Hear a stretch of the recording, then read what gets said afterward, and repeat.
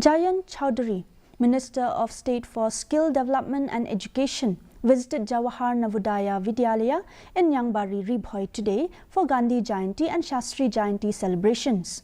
The event featured discussions with GNV students via Smart Class, along with the inauguration of an exhibition on the principles of Mahatma Gandhi and Lal Bahadur Shastri. The villages of Mardon, Mautari, Nongsdare and Nongtre were also recognized for achieving open defecation-free plus status. Later, Minister Chaudhary visited a pineapple garden in Nongkra, engaging with local farmers about agricultural practices alongside Deputy Commissioner Abhilash Bharanwal and district officials. Has done a lot academically, as the principal was saying, in competitive exams, using all traditional metrics of assessing and judging performance. Children in this institution can take pride.